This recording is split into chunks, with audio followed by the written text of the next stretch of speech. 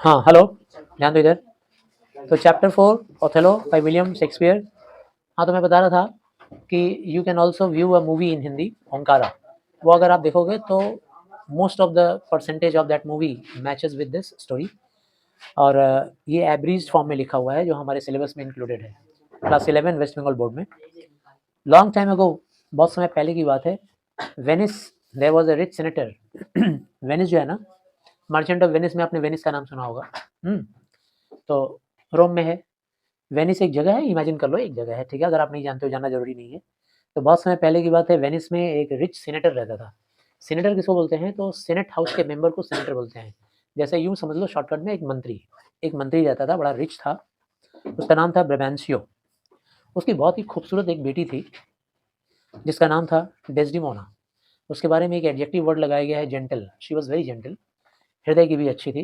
Movie अगर आप देखोगे तो उसमें करीना कपूर है। करीना कपूर जो है ना, वो डेस्डिमोना का रोल प्ले की है। और ओथेलो का रोल प्ले किया है अजय देवगन ने। और विलन का रोल प्ले किया है सैफ अली खान ने। She was sought by various suitors. उसको शादी के लिए बहुत सारे शूटर्स आए कोशिश करने के लिए कि भाई हमारे साथ इसकी शादी हो जाए। Both of her climb and complexion, जो रंग रूप, जो जाति, जो लेवल डेस्डिमोना का था, उस जाति और लेवल के बहुतों लोग आए। But she found none of her choice. लेकिन किसी को भी वो अपने चॉइस का पाई नहीं। The novel lady regarded the heart more than the appearance and complexion of man. वो जो लेडी थी, वो हार्ट को ज़्यादा इंपॉर्टेंस देती थी, कॉम्प्लेक्शन को इंपॉर्टेंस कम देती थी, रंग रूप को कम। ठीक है ना। कोई कितना हैंडसम है, कोई कितना गोरा है, कोई कितना नौजवान है, सुंदर है, इसको कम ध्यान देती थी। ध्यान कहाँ ज़्यादा देती थी? कि किसका हार्ट कितना नाइस है, कौन अच्छे दिल वाला है। और इसीलिए उसको प्यार आ गया किसके ऊपर? एक मूर के ऊपर। मूर क्या होता है? तो नाइजीरियन मूल का एक इंसान, जो आप लोग देखे होंगे साउथ अफ्रीका वगैरह में होते हैं, ठीक है ना। वेस्ट इंडीज़ का लोग, ठीक है ना। रंग रूप में सांवले काले होते हैं और काफ़ी लंबे लंबे होते हैं, स्टाउट बॉडी होती है उनकी, बहुत ही तगड़ी, ठीक है ना। Home her father love deeply. अच्छा, ये जो मूर था, इस मूर को डेस्डिमोना के पापा बहुत पसंद करते थे। एज ए मैन उनको बहुत पसंद करते थे मूर को। और कई बार डेस्डिमोना के पापा रेवेंसियो ने उस मोर को अपने घर भी बुलाया था, चाय पानी पर कई बार बुलाया था। ये जो नॉवल मोर था, इसका नाम था ओथेलो। बहुत ही वैलियंट सोल्जर था, बहादुर, साहसी एक सोल्जर। और अपने हीरोइक डीड्स में, अपने बहादुरी से कई बार ब्लडी वॉर्स में वो जीत हासिल किया था। खूनी लड़ाइयों में कई बार जीत हासिल किया। और अभी हाल ही में वो तुर्क से लड़ाई कर रहा था। टर्की जो कंट्री है ना, टर्की से उसकी लड़ाई हो गई थी वेनिस की। तो उस लड़ाई में भी वो हिस्सा लिया था वेनिस की तरफ से। He had been raised to the rank of the general. इसकी वजह से वेनिस के ड्यूक ने उसको जनरल का पोस्ट दे दिया। जनरल मतलब मुख्य सेनापति, सेनापति बना। हाँ, से नहीं बाप, नहीं, उसका पापा जो था ना, वो सेनेटर था, मंत्री, और ये सेनापति, सेना का head. And was highly esteemed and revered through out the state. और उसको काफ़ी सम्मान मिलता था और काफ़ी इज्जत, श्रद्धा पूरे स्टेट में मिलता था। Yes, Othello had been a great traveller. Othello बहुत अच्छा ट्रैवलर भी था, देश विदेश की यात्रा करने वाला। डेस्डिमोना जो थी ना, उसको बहुत ज़्यादा इंटरेस्ट था ओथेलो की कहानियाँ सुनने में, लिसन करने में, कि तुम मुझे अपने एडवेंचर की स्टोरीज सुनाओ। ओथेलो अपने जो भी एक्सपीरियंसेस थे, अनुभव, ज़िंदगी में जो जो लड़ाइयों पे गया या जिस जिस देश विदेश की यात्रा में गया, उन सारे अनुभवों को यो ड्रॉ करके, रिकलेक्ट करके, और लड़ाइयों का, सीजेस का, एनकाउंटर्स का, सारी चीज़ों का, खतरे का सारा मेमोरी याद करके, और वो डेस्डिमोना को सुनाता था। किस तरीके से वो हेयर ब्रेथ एस्केप किया किसी लड़ाई में, बाल बाल बचा। हेयर ब्रेथ एस्केप का मतलब क्या होता है? बाल बाल बच गया। जब वो एक ब्रीच में घुसने का कोशिश कर रहा था। एक ब्रीच क्या होता है? दरार, ठीक है ना। दो क्लिफ के बीच में या दो पत्थरों के बीच में एक दरार होता है, उसमें पार करने का कोशिश कर रहा था, तो उसमें गिरते गिरते बचा। वैसे ही। और कैसे वो एक बार तोप के मुंह में जाने से बचा, मतलब तोप के पास उसको ले जाया गया था, कोई कंट्री वाले उसको दुश्मन पकड़ लिए थे और उसको तोप के सामने बांध दिया था उड़ा देने के लिए गोले से, लेकिन बच गया। कैसे वहां से बच के भागा, ये सब कहानियां वो डेस्डेमोना को सुना रहा था और वो बहुत ही ध्यान से सुन रही थी। कैसे वो एक बार खतरनाक आर्मी के द्वारा कैप्टिवेट कर लिया गया। कैप्टिवेट मतलब कैदी कर लिया गया, और जिस आर्मी ने उसको कैदी बनाया, उस आर्मी ने उसको बेच भी डाला, दूसरे कंट्री को बेच दिया, और जिस कंट्री को बेचा वहाँ वो गुलाम बन के गया, और वहाँ जाकर के he demanded himself in that state, और वो किसी तरीके से कोशिश करके उस स्टेट से भाग भी गया। तो ये सब एडवेंचरस कहानी है, साहस, बड़े कारनामों से भरा हुआ कहानी। डेस्डेमोना ये सब बहुत रैप्ट अटेंशन से सुनती थी, ये सारी बातों को, अकाउंट्स का मतलब है बातचीत, सारी बातों को ध्यान से सुनती थी। Added to the narration of the strange thing, और इसके साथ साथ और भी कई चीज़ें बताता था ओथेलो जो उसने फॉरेन कंट्रीज़ में देखा था। जैसे बड़े-बड़े कंट्रीज़, ऐसे-ऐसे कंट्रीज़ में गया था जहाँ पे लोग जानवरों की ज़िंदगी जीते थे, वाइल्डरनेस, जहाँ पे ऐसे-ऐसे सीनरीज़ था, कैवर्न्स मतलब गुफ़ा, खाई, ठीक है ना? जो कि बहुत ही अट्रैक्टिव, रोमांटिक था, काफ़ी सुंदर। हाँ, कैवर्न्स, और क्वेरीज़, खान होता है ना, जैसे कोयले का खान होता है, हीरे का खान होता है, वैसे क्वारीज़ में भी गया था वो। रॉक्स एंड लॉफ्टी माउंटेन के इलाके में भी घूमा था, कैसे-कैसे। कैसे वो एक बार इतनी ऊँचाई पे चला गया था कि लग रहा था बादलों को छू लेगा, ऐसे। एक बार तो वो ऐसे नेशन में पहुँच गया जो नेशन काफ़ी सैवेज था, मतलब अ, मतलब असभ्य नेशन, ऐसा राष्ट्र जो कि बहुत ही असभ्यता से भरा हुआ था, जहाँ के लोग मैन ईटर थे। मैन ईटर मतलब भई इंसान को खा जाते थे। और ऐसे भी कंट्री में गया था अफ्रीका में, जहाँ की एंथ्रोपोफैगी कुछ इस टाइप की थी कि लोगों का जो हेड था ना, सिर, वो उनके कंधे में धँसा हुआ था ज़्यादा। मतलब अफ्रीकन कंट्रीज़ में कुछ ऐसी जगह हैं, जहाँ पे इंसान का शरीर का बनावट कुछ इस टाइप से है कि उनका कंधा जो है, वो ऐसे ऊँचा उठा रहता है और सिर अंदर धँसा रहता है, ऐसे, ऐसे रहते हैं वो लोग, काफ़ी लंबे होते हैं, ऐसे, गर्दन होता ही नहीं है, एकदम इस तरह से होते हैं। ऐसे कंट्रीज़ में भी गया हुआ था वो। ये सब कहानियाँ, स्टोरीज़ से सुन कर के डेस्डेमोना काफ़ी इम्प्रेस होती थी। इतनी इम्प्रेस होती थी ना, कि अगर उसे कोई काम पे बुलाए, किसी भी काम के लिए डेस्डेमोना, डेस्डेमोना करके अगर पुकारे, तो वो दौड़ते हुए जाती थी अंदर, और जल्दी से वो काम फिनिश करके फिर दौड़ के आके बैठ जाती थी। हाँ, आगे सुनाओ, ऐसा सुनने के लिए तैयार। ओथेलो को ग्रीडी ईयर्स के साथ सुनती थी, उसके पूरे डिस्कोर्स को, डिवोर कर जाती थी, पूरा खा जाती थी वो जो-जो बोल रहा है, इस टाइप से, interest. At the end of his stories, और कहानी के अंत में डेस्डेमोना हमेशा कहती थी, विद अ शाई, आँखें भरते हुए कहती थी, और उसको धन्यवाद देते हुए कहती थी, if he had a friend, कहती थी कि काश तुम्हारा कोई दोस्त होता, हुँ, और जो मुझे बहुत प्यार करता,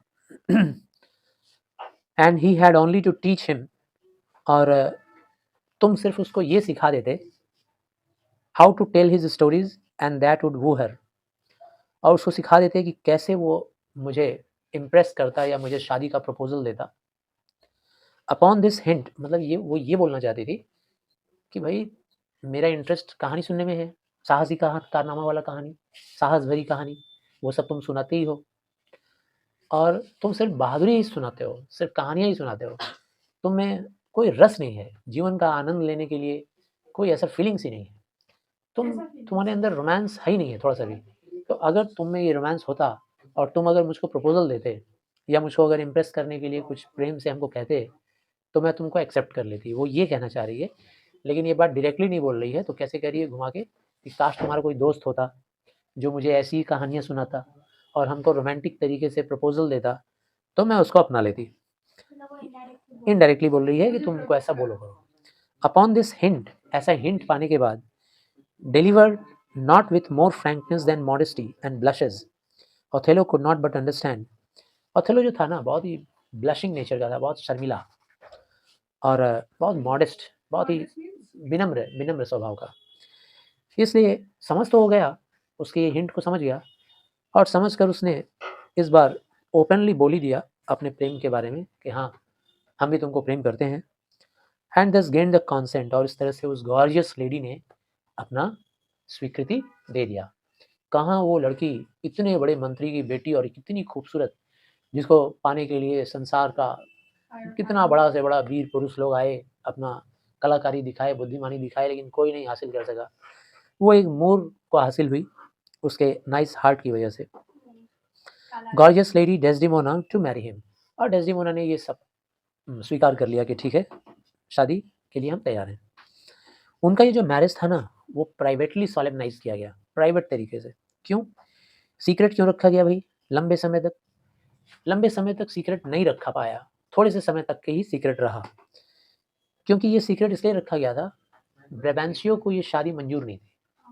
डेस्डिमोना के पापा जो थे ना, वो ओथेलो को प्रेम करते थे, सम्मान भी देते थे, लेकिन वो एक बहादुर सोल्जर के रूप में, इस रूप में नहीं कि उसको अपना सन इन लॉ बनाए। तो इसलिए उनकी वजह से ये शादी को छिपा कर रखा गया काफ़ी दिनों तक। हाँ, उन्हीं से शादी शादी हो चुकी थी, उनसे छिपा कर रखा गया। जब उनको ये बात खबर पता चला ब्रेवेंशियो को कि मेरी बेटी की शादी हो गई है, और वो भी किससे? मूर से, ओथेलो से। तो वो वेनिस के ड्यूक के पास गए और उनसे प्रार्थना किए कि मुझे जस्टिस चाहिए, क्योंकि ये जो इंसान है ना, ये मूर, मैंने इसको अपने घर में आने के लिए अलाउ किया और ये मुझको धोखा दिया। ये मेरी बेटी को स्पेल किया है, स्पेल किया मतलब जादू टोना किया है, विचक्राफ्ट किया है, और विचक्राफ्ट करके इसने मेरी बेटी को सीड्यूस किया है। सीड्यूस किया मतलब ज़बरदस्ती उसको उलझाया है, वश में किया है अपने प्रेम के, और उसका दिल जीता है, मैरिंग हर विदाउट टेकिंग, और मेरा परमिशन नहीं लिया है और मेरी बेटी से शादी कर लिया है। अब होता क्या है कि वेनिस के ड्यूक के पास कंप्लेन कर दिया ब्रेवेंशियो ने। अब तो ड्यूक उसको बुलाएगा ही, ओथेलो को, पनिशमेंट तो मिलना ही है। इसी बीच में क्या होता है ना, वेनिस राज्य, मतलब ये जो वेनिस कंट्री था, स्टेट, इसमें अचानक से बहुत ज़ोरदार ज़रूरत पड़ गई किसकी? ओथेलो की। वेनिस में ज़रूरत पड़ गई ओथेलो की, क्योंकि आज तक ओथेलो ने बहुत सारी लड़ाइयाँ लड़ी थी वेनिस के लिए, फिर से एक लड़ाई होने जा रही थी। Senate received the news, senate को ये खबर मिला कि टर्कीज़ लोग फिर से लड़ाई करने के लिए आ रहे हैं। और लड़ाई कैसे होती थी भाई? समुंदर के रास्ते से। उन लोगों का फ्लीट आता था, 100-200 नहीं, हज़ारों-हज़ारों शिप्स, सारे आर्मी से भरे हुए, समुद्र के रास्ते से वो लोग आते थे, ठीक है ना? तो खबर पता चला था कि वेनिस पे अटैक होने वाला है, किसका? टर्कीज़ का। और बड़ी तेज़ी से उनका शिप्स जो है ना, वो धीरे मतलब बढ़ रहा है, किधर? वेनिस की तरफ। एक्चुअली में ये लड़ाई बार-बार क्यों होती थी? वेनिस और टर्की के बीच में एक आइलैंड था, उस आइलैंड का नाम था सिप्रस। सिप्रस, ये जो आइलैंड था सिप्रस, ये आइलैंड को दोनों ही कंट्रीज़ अपने वश में करना चाहते थे, अपने कंट्रोल में। वेनिस चाहता था हमेशा मेरा रहे, और टर्कीज़ चाहते थे कि मेरा हो जाए, जैसे हमारे इंडिया और पाकिस्तान में है कश्मीर को लेकर। इसलिए क्या होता था ना, बार-बार लड़ाई होती थी और वेनिस अक्सर जीत जाता था और टर्कीज़ लोग अक्सर हार जाते थे। In this state of emergency, अब फिर से लड़ाई होने वाली है। तो इस बार लड़ाई में क्या है कि भाई वेनिस वालों को फिर से ज़रूरत आ गई है किसकी? ओथेलो की। तो ओथेलो को मोस्ट कॉम्पिटेंट जनरल माना गया कि भाई सिप्रस के लिए लड़ाई करने के लिए टर्कीज़ के खिलाफ में ओथेलो को ही भेजा जाना चाहिए। इसीलिए ओथेलो को 2 वजह से बुलाया गया ड्यूक के टेरिटरी में। मतलब ड्यूक ने अपने यहाँ 2 वजह से बुलाया। पहला वजह क्या था कि भाई तुमको बोलना है कि फिर से सिप्रस के ऊपर अटैक होने जा रहा है, टर्की लोग, वहाँ तुमको लड़ाई के लिए भेजना है। और दूसरा वजह क्या था कि हमारा सीनेट का जो मेंबर है ब्रेवेंशियो, उसका कंप्लेन है कि तुमने उसकी बेटी को ज़बरदस्ती जादू टोना करके उसको फँसाकर उससे शादी कर लिया है। ओथेलो को बुलाया गया। Therefore called to the senate both as candidate, esteem as well as culprit, दोषी के रूप में भी बुलाया गया और कैंडिडेट के रूप में भी बुलाया गया लड़ाई में भेजने के लिए, उम्मीदवार।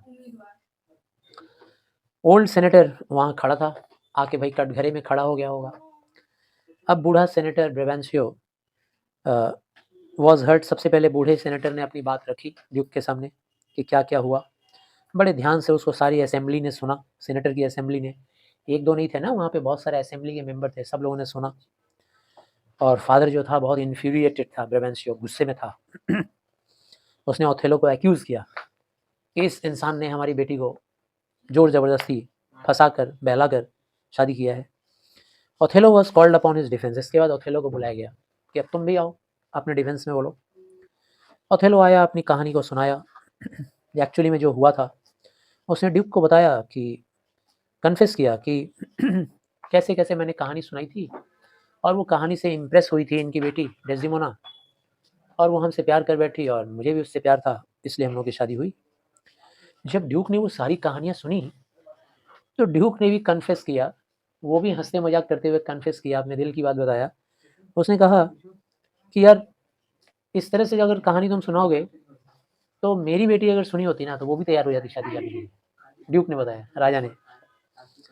और ये जो जादू टोने की बात हो रही है, स्पेल्स एंड कॉन्जुरेशन की, जो कि कहा जा रहा है कि ओथेलो ने किया था, ये एक्चुअली में कुछ नहीं है, बस लड़कियों का दिल जीतने का तरीका होता है। ऑनेस्ट आर्ट, ये बहुत ही ईमानदारी वाला तरीका है। भाई कोई लड़का ऐसे ही दिल जीतता है, ये बहुत ईमानदार तरीका है, ठीक है ना, कोई झूठ नहीं है इसमें।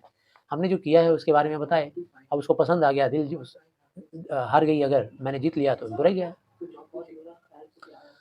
And the only witchcraft which he had used is the skills of telling a soft tale to win a lady's heart. इसलिए एकमात्र यहाँ पे जादू टोना ओथेलो ने यही किया है कि उसने अपने रियलिटी को कहानी बना करके उस लेडी को समझाया है। तो ले दे करके पलड़ा किधर भारी था, ओथेलो की तरह ही भारी था। सब लोग ये बात रिकॉन कर रहे थे, मान रहे थे कि Othello is not the guilty, वो गिल्टी नहीं है। ओथेलो की इस बात को डेस्डिमोना भी आ गई वहाँ कंफर्म करने के लिए, अपने पिताजी के खिलाफ कटघरे में आके खड़ी हो गई, कोर्ट में आके खड़ी हो गई और उसने इस बात को एक्नॉलेज किया। उसने कहा कि मैं ये बात मानती हूँ कि मेरे पिताजी ब्रेबेंशियो ने मुझे जन्म दिया, मुझे शिक्षा दिया, लेकिन अब मेरा ड्यूटी जो है ना वो मेरे पति के लिए ज़्यादा है, मेरे हस्बैंड के लिए ज़्यादा है, मेरे प्रेमी के लिए ज़्यादा है। आज से कई साल पहले जो मेरी माँ ने किया था मेरे पापा के लिए, अपने घर परिवार, अपने पापा मम्मी को छोड़ के वो आ गई थी मेरे पापा के पास, अब मैं भी वही कर रही हूँ। मैं भी अपने हस्बैंड के पास आई हूँ और हमको उसके साथ जीना है, उसी के साथ रहना है।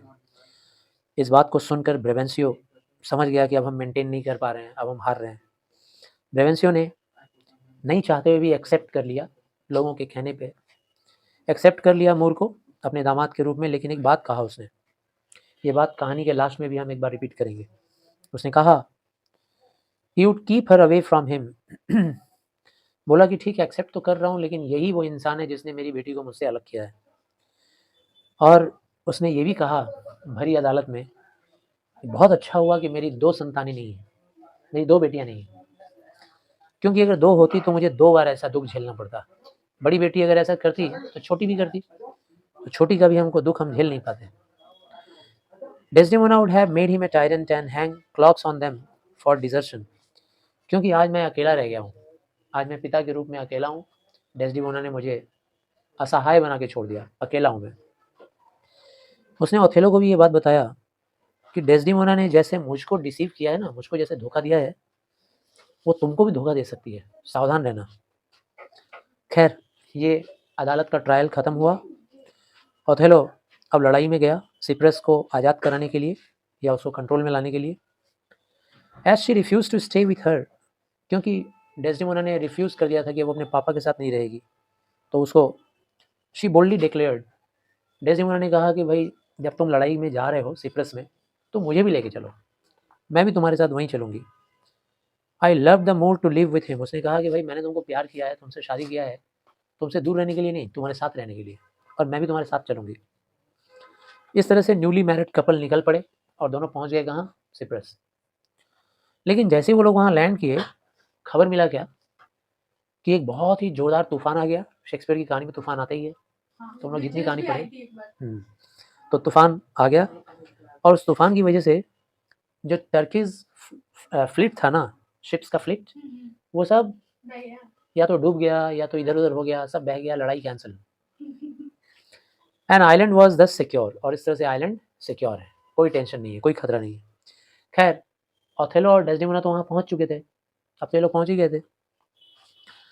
वॉज नाउ बिगिनिंग, अब वहाँ ये लड़ाई तो रुक गई जो किसके साथ होना था, टर्कीज के साथ, लेकिन एक बहुत बड़ी लड़ाई इन दोनों का इंतजार कर रही थी वहाँ, अंदरूनी लड़ाई।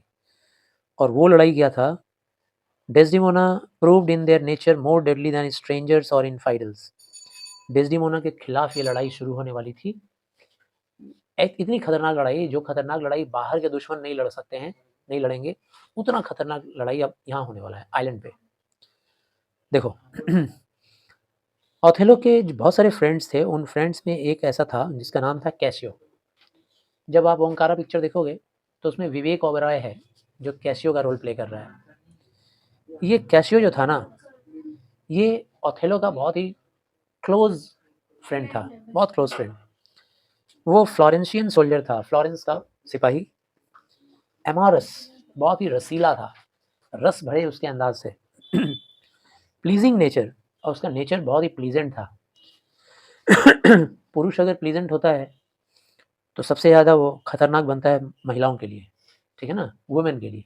तो वो बहुत प्लीजेंट था, इतना प्लीजेंट था कि सारी महिलाएं उसके ऊपर जान छिड़कती थी।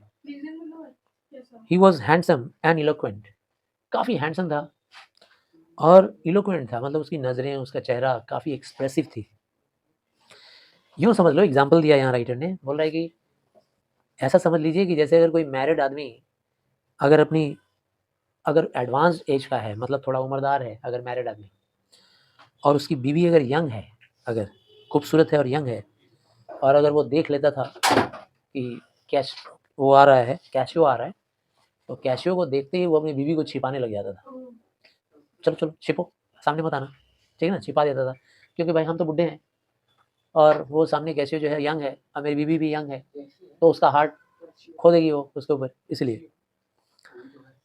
And he would be much alarmed of such a person except Othello. सिर्फ ओथेलो को इस बात से डर नहीं था, क्योंकि ओथेलो तो काला था, हैंडसम था नहीं, सिर्फ बहादुरी जानता था बेचारा, और बुद्धि था, बहादुरी था, जाबाज था, सब था, सिर्फ रोमांटिक नहीं था, रोमांटिक नहीं था ओथेलो, और रंग रूप भी नहीं था। तो उसको भी तो डरना चाहिए ना, इतनी गॉर्जियस बीवी है उसकी, इतनी खूबसूरत पत्नी है और इतना खूबसूरत दोस्त है, लेकिन वो अलाउ करता था, वो कभी जेलस नहीं करता था। He was noble and incapable of suspecting him to be infidel. Cassio इतना नॉबल था कि अपने दोस्त के साथ धोखा भी नहीं कर सकता था, और ओथेलो को भी कभी शक नहीं होता था या कभी कोई प्रॉब्लम नहीं था कि कैशियो मेरे घर आए या जाए। तो ये फर्स्ट 2 पेजेस का था, फर्स्ट पार्ट में इतना ही रहेगा, बाकी के नेक्स्ट वीडियो में। Thank you.